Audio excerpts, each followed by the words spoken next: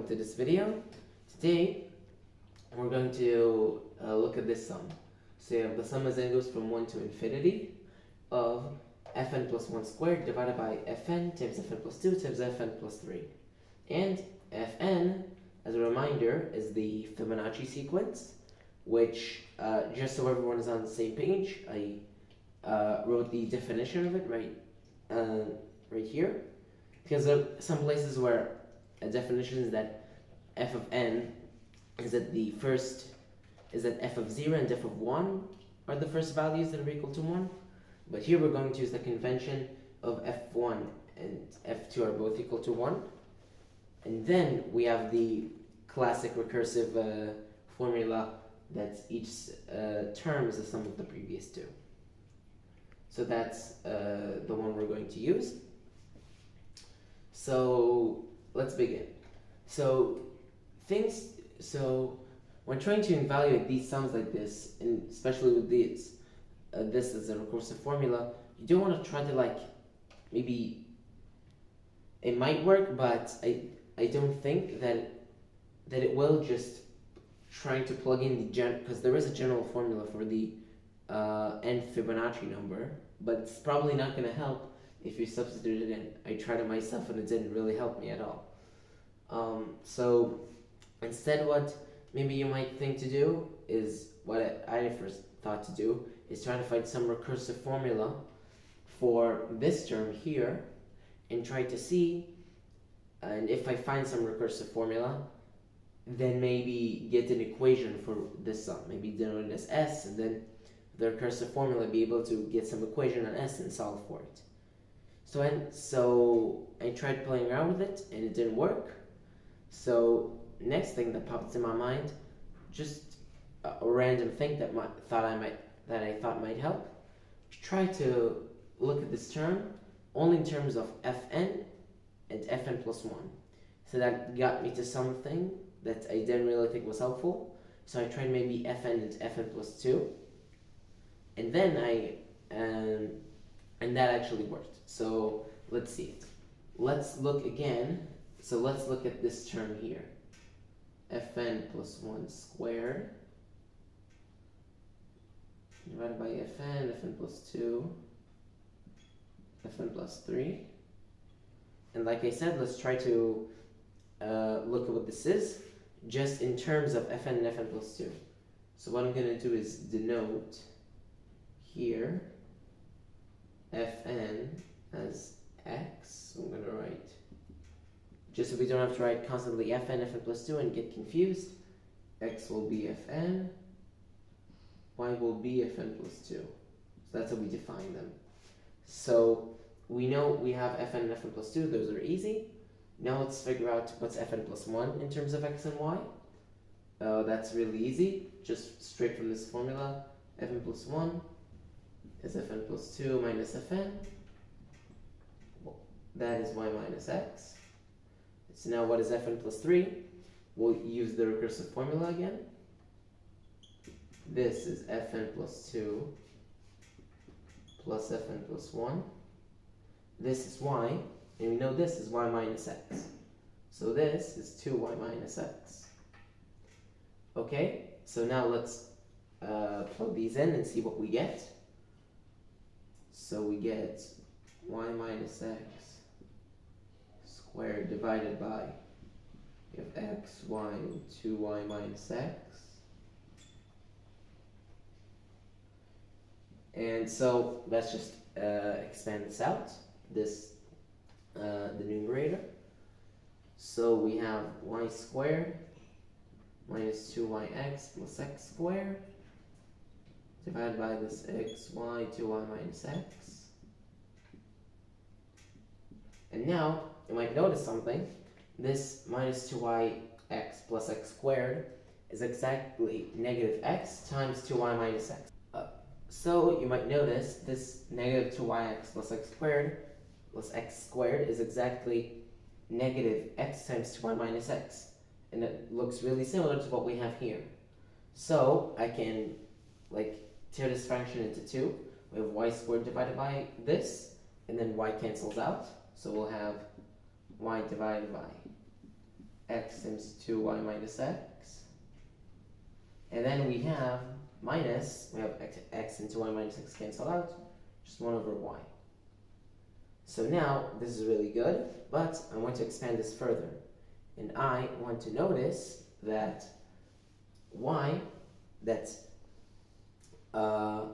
if I add x into y minus x, I get 2y, very obvious.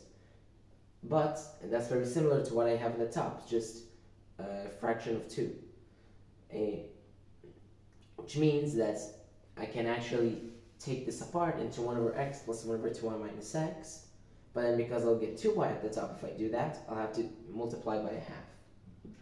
So what this is 1 half 1 over x plus 1 over 2y minus x minus 1 over y. That looks much better. Now I'm going to put the 1 over y inside this 1 half, inside the brackets, and write it like this. 1 over x minus 1 over y minus 1 over 2y minus x that's minus 1 over y minus 1 over 2y minus x. That's it.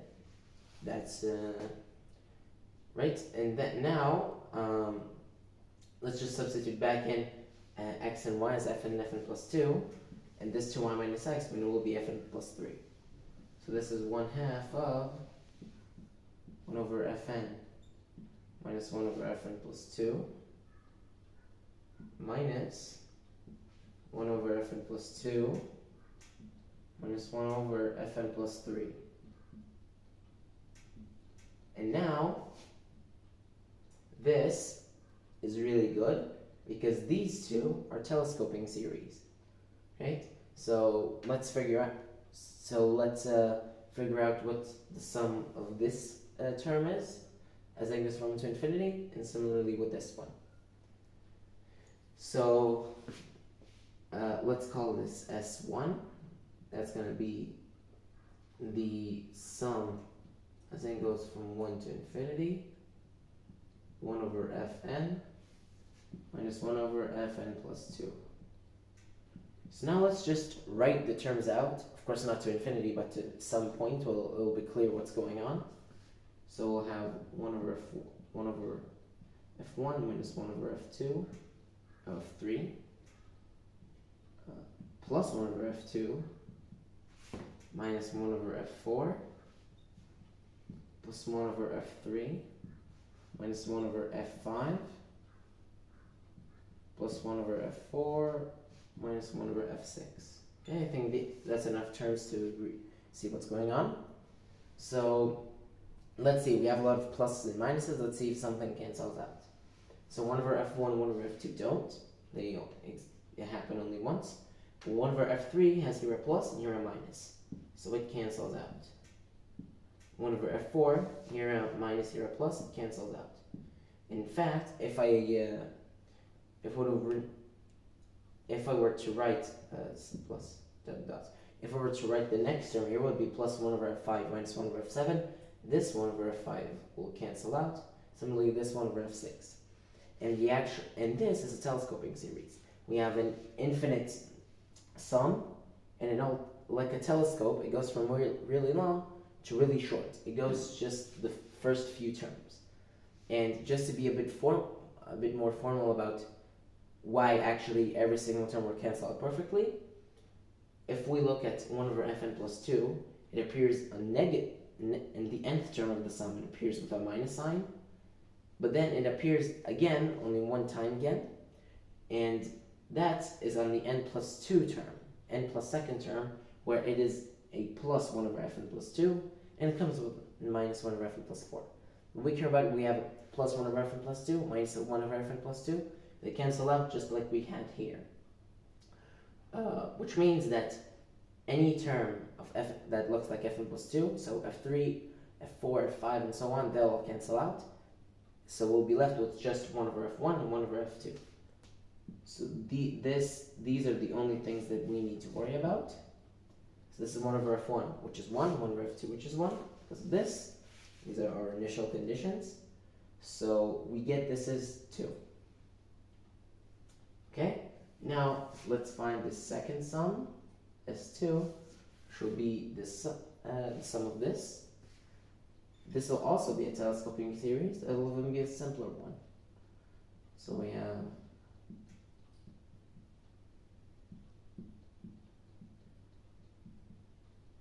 right. Again, I'm going to write it out the first few terms so we can see what's going on.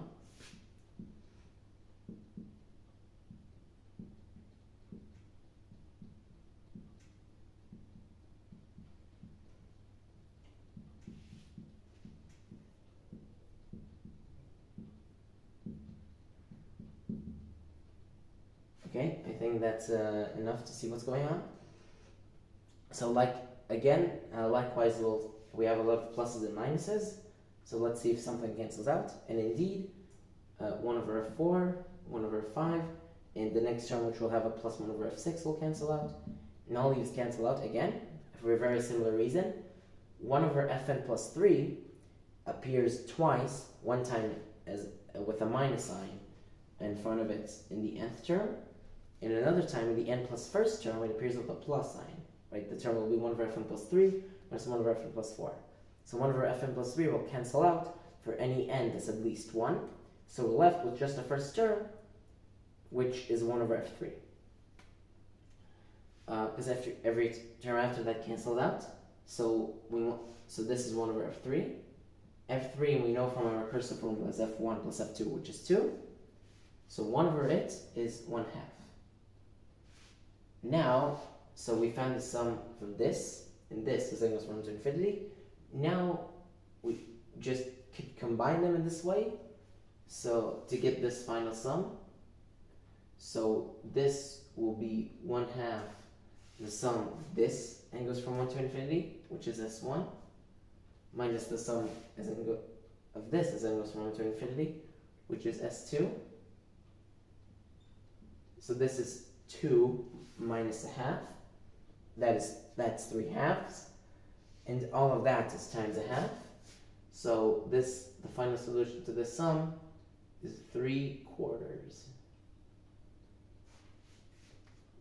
And that's it.